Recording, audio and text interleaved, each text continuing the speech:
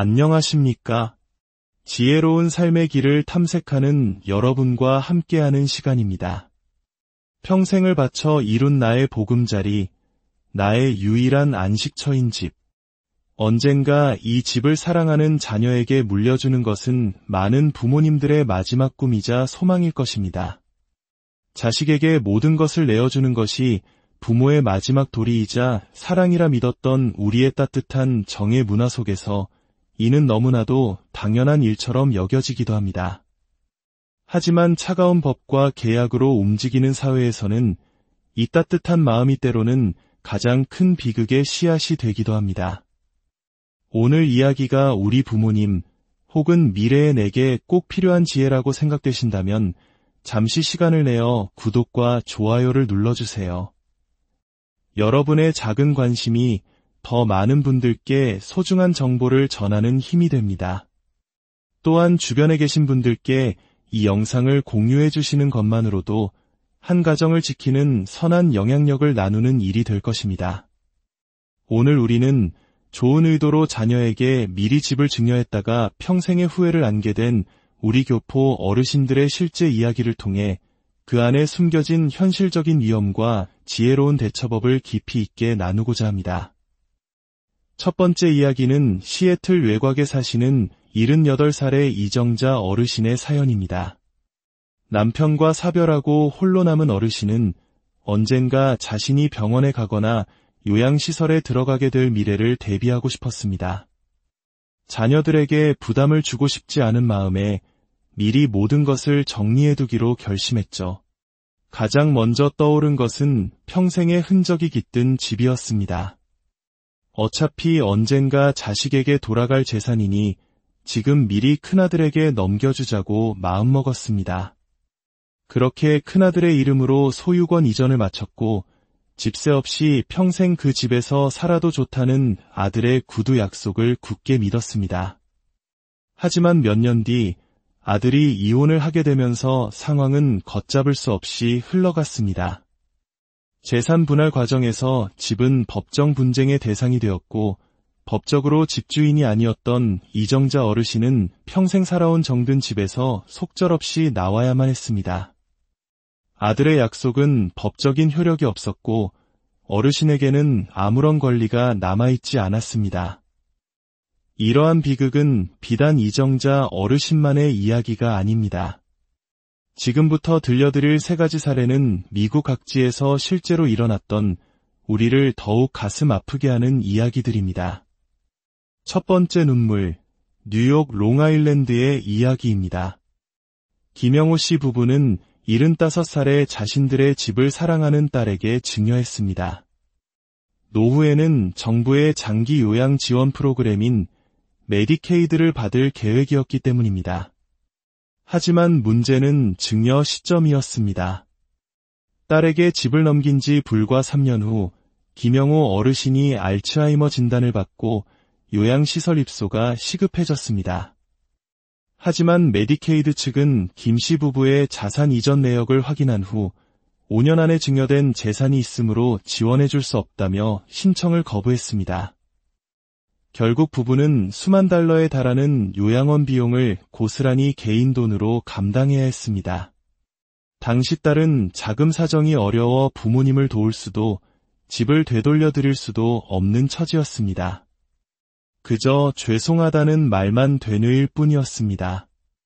두 번째 한숨, 캘리포니아 샌디에이고의 이야기입니다. 박정숙 어르신은 자녀들 가까이에서 손주들을 돌봐주며 살고 싶다는 소박한 마음에 살던 집을 둘째 아들에게 넘겨주고 그 집에 계속 거주했습니다. 가족의 정은 더욱 깊어지는 듯했습니다.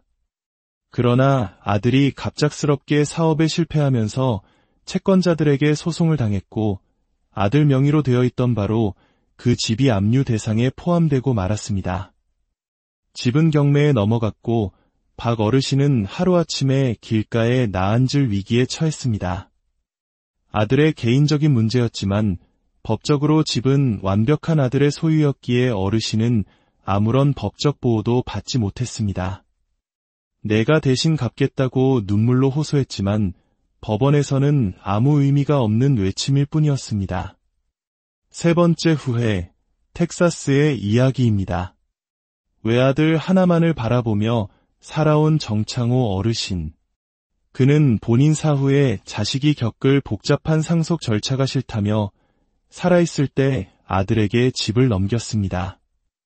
누구보다 효자였던 아들이었기에 아무런 걱정도 하지 않았습니다. 하지만 몇 년 뒤 아들이 재혼하면서 모든 것이 바뀌었습니다.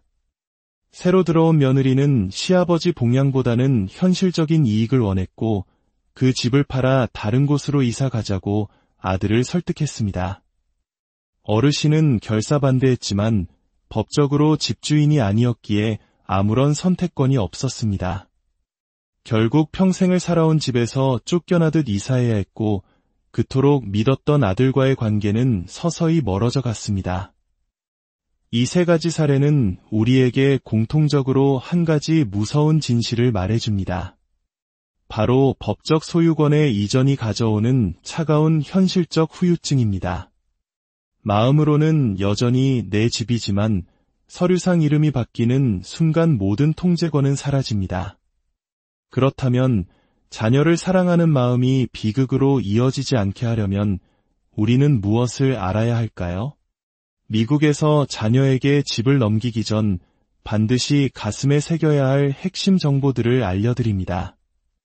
첫째, 메디케이드 5년 룩백 기간을 반드시 확인해야 합니다. 미국에서는 65세 이상 저소득층에게 제공되는 유료 지원 프로그램인 메디케이드를 신청할 때 신청일로부터 과거 5년간의 모든 자산 이전 내역을 샅샅이 조사합니다. 만약 이 기간 안에 시세보다 현저히 낮은 가격으로 집이나 큰 재산을 자녀에게 넘긴 사실이 드러나면 이는 복지 혜택을 받기 위해 의도적으로 자산을 은닉한 것으로 간주됩니다. 그 결과 증여한 재산 가치에 상응하는 기간 동안 메디케이드 지원이 거부되는 벌칙을 받게 됩니다.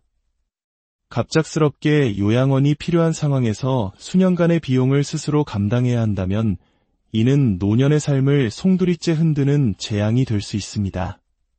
둘째, 증여는 상속과 달리 엄청난 양도소득세 폭탄을 자녀에게 안겨줄 수 있습니다. 이것이 매우 중요한 지점입니다.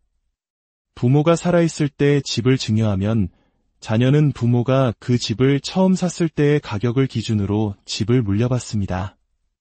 예를 들어 부모님이 30년 전에 20만 달러의 산 집을 자녀가 물려받았다고 가정해 봅시다. 현재 그 집의 시세가 80만 달러가 되었다면 자녀가 이 집을 팔 때 양도 차익 60만 달러에 대한 막대한 세금을 내야 합니다. 반면 부모님이 돌아가신 후 상속을 받으면 사망 시점의 시세인 80만 달러를 기준으로 상속받게 됩니다.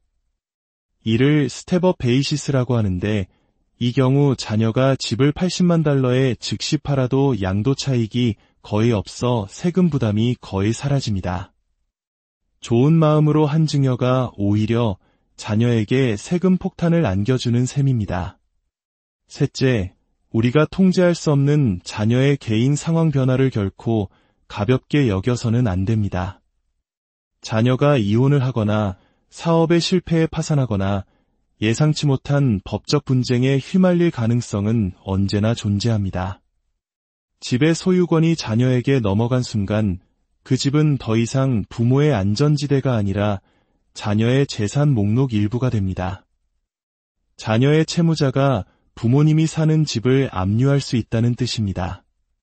부모의 의도와는 전혀 관계없이 평생의 안식처를 잃을 수 있는 끔찍한 위험입니다. 그렇다면 우리는 어떻게 위험으로부터 스스로를 지켜야 할까요? 감정에 휩쓸리지 않고 현명하게 대처할 수 있는 4가지 전략을 제안합니다. 첫째, 무조건적인 증여가 아닌 법률 및 세무 전문가와의 상담이 최우선입니다. 자녀와의 신뢰가 아무리 깊다 해도 이곳은 법과 계약이 모든 관계를 정의하는 사회입니다. 우리의 정서적 관계와 법적 권리는 철저히 분리해서 판단해야 합니다.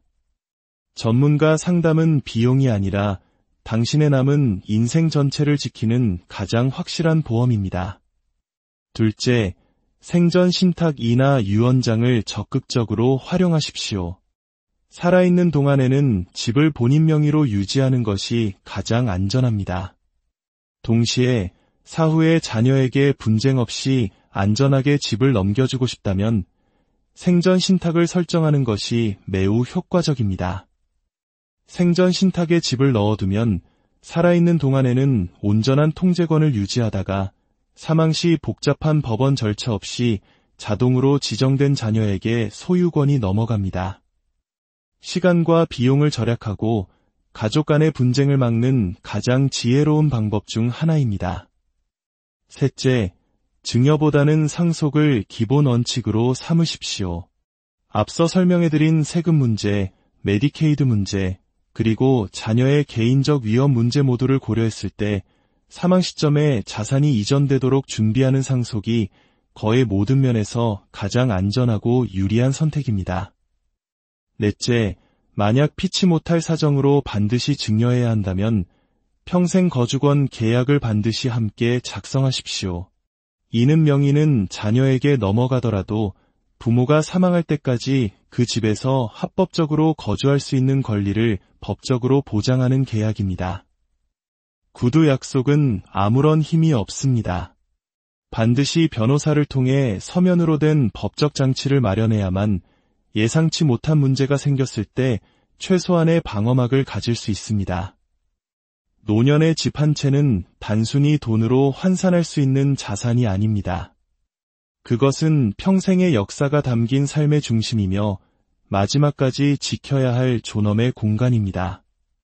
그것을 지키기 위한 최소한의 법적 준비 없이 그저 자식을 믿는다는 따뜻한 마음 하나만으로 모든 것을 넘겼다가 남은 인생이 송두리째 흔들리는 비극이 더 이상 생기지 않기를 진심으로 바랍니다. 평생을 성실하게 살아오신 우리 모든 어르신들의 마지막 삶이 후회로 물들지 않도록 오늘 이 내용을 꼭 기억하시고 주변에도 널리 알려주시길 부탁드립니다. 가족 간의 신뢰는 무엇보다 소중하지만 그 신뢰를 법적인 지혜로 단단하게 지켜낼 때 비로소 진정한 평안을 얻을 수 있습니다. 지금이라도 늦지 않았습니다. 당신의 노년의 안전과 존엄을 지키는 것, 바로 오늘 당신의 현명한 선택에 달려 있습니다.